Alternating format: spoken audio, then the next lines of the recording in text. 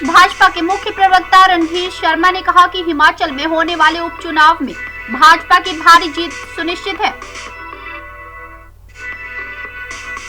उन्होंने मीडिया को दिए गए एक वक्तव्य में कहा कि कांग्रेस शुरू से ही भाजपा पर उपचुनाव न करवाने के आरोप लगाती रही है।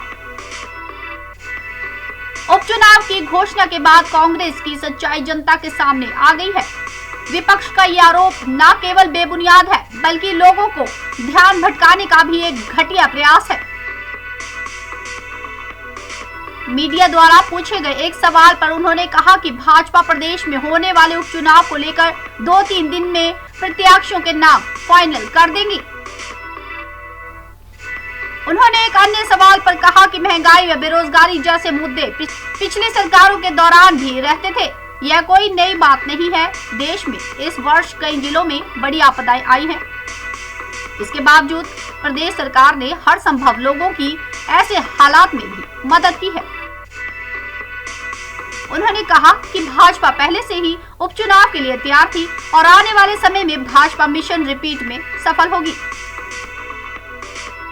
मीडिया द्वारा मुख्यमंत्री के किन्नौर दौरे को लेकर पूछे गए सवाल पर उन्होंने कहा कि उपचुनाव की घोषणा के बाद उनका यह दौरा रद्द कर दिया गया है।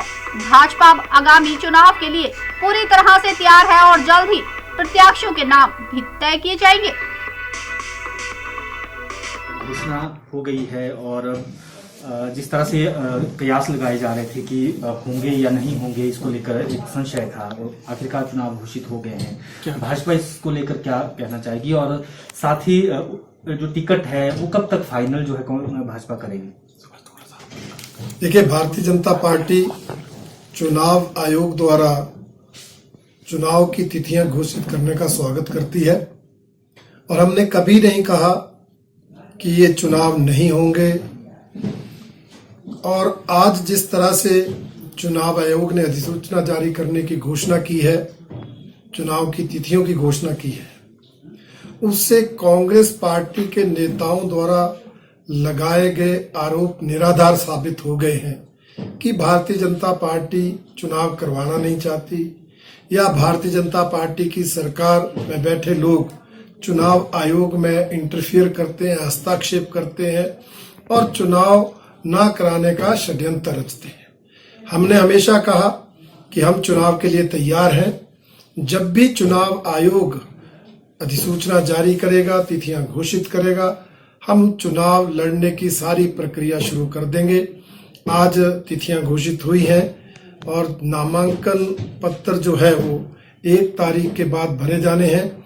उससे पहले हमारी पार्टी की प्रदेश चुनाव समिति की बैठक होगी जिसमें तीनों विधानसभा सीटों के लिए और मंडी लोकसभा सीट के लिए जो कैंडिडेट है वो तय करने की प्रक्रिया पूरी की जाएगी और फिर केंद्र का पार्लियामेंट्री बोर्ड बैठकर अंतिम नाम का फैसला करेगा, जिसको लेकर हम फील्ड में जाएंगे, हमारे कार्यकर्ता फील्ड में जाएंगे और भारतीय जनता पार्टी बिल्कुल पूरी गंभीरता के साथ, पूरी मेहनत के साथ इन चुनाव को लड़ेगी और जीतेगी।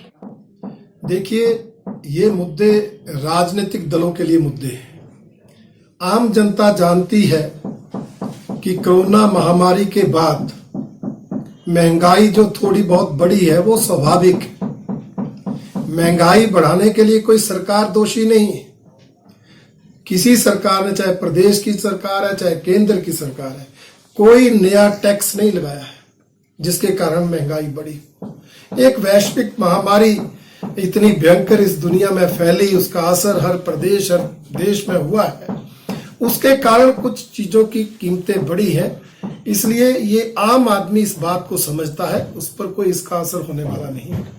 प्राकृतिक आपदाएं हर साल घटती होती हैं। हिमाचल प्रदेश पहाड़ी राज्य है, मानसून सत्र में हर साल प्राकृतिक आपदाएं आती हैं। हमने पहले की तुलना में बेहतर प्रबंधन किया है और जो पॉसिबल हो सका उसको करने की कोशिश की है।